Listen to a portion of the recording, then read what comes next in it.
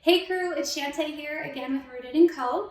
And we have a very special guest with us today that we want to share with you. She's going to help give us some cues and some quick tips on how to kind of get through the stuff that we're going through right now. So I'd like to introduce to you Live Deep, Ramesh. Well, thank you for having me. I am an emotional balancing practitioner, a Reiki master, licensed massage therapist, and a vibrational sound practitioner. That is fancy. So for those of us who aren't familiar with what's a Reiki? Okay, so Reiki, right? Yes. Okay. Reiki master is someone that works with the body's energetic field. Okay. Helps to clear our inner energy, our chakra center. An emotional balancing practitioner is somebody that works with the body's emotions and helps to release trapped emotions or emotions that may have been blocked due to trauma. Or just stress. Mm-hmm.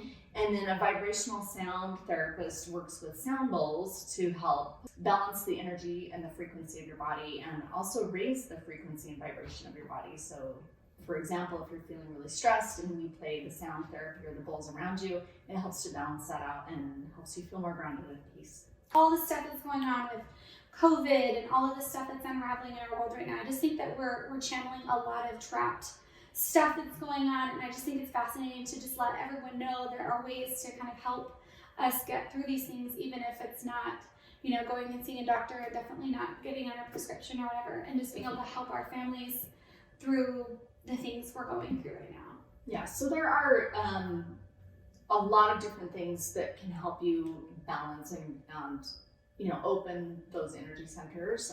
For example, the root chakra is connected to our bones and our joints. It's our foundational chakra, and so it's all about grounding and feeling connected to our earth. So one way to balance the root chakra is to get out in nature and put your feet in the earth or hold a stone in your hand is very helpful for grounding. Meditation is going to help the higher chakras, the ones up in the head. So if you have a lot of mental chatter going on, a lot of stress where you're projecting into the future and lots of fear coming up for you, meditation, sound therapy, like I mentioned, is going to be really, really helpful to help calm the energy if it's floating up here in your thoughts a lot. So, like, another thing I feel like people are kind of struggling with is grief. Now, how do we kind of help ourselves get through this?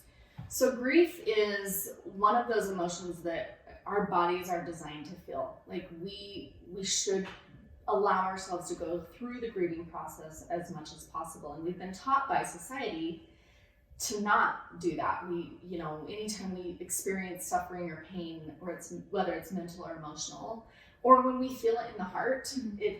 we want to kind of run away. And so we escape with things like shopping or food or whatever that is. Mm-hmm. But if we can understand that we are completely designed to feel grief, and that it's a process that we are supposed to go through, then staying fully present, getting very clear on what's showing up as far as the emotions for grief, and allowing yourself to feel them, because feelings are meant to be felt, and that's what helps us kind of transition and move through each process. And you won't stay in those feelings forever. Our bodies aren't designed to stay there.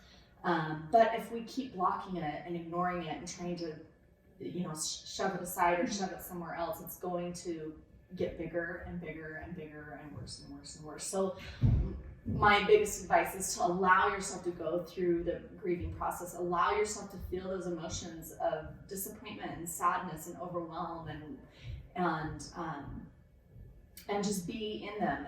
Journaling is a great way to work through them and to process what you're feeling. And then also staying very present, because grief and sadness and all of these like heavy emotions, they really don't show up in the present moment. Mm-hmm. It's usually when we're focusing on the future and we have fears about what's coming, or we're focusing on the past and having sadness or grief of what has been. Those emotions will show up. And so if you can pull yourself into the present moment in that time when you're really feeling the grief come on and heavy, that's what's most important. So a couple techniques to do that is focusing on your breath, even if you're just counting for an inhale of 5 and an exhale for 5, or turning on some music and just sitting in solitude for a bit, or practicing yoga. Exercise is a great way to be present in your body. I think those are really, really great, because I think it's super important for us to teach our generations also how to deal with grief, and that, yes, acknowledge that things are hard right now, but we can get through it, and this is how we're going to do it, and we're going to do it together, and we're going to do it healthy.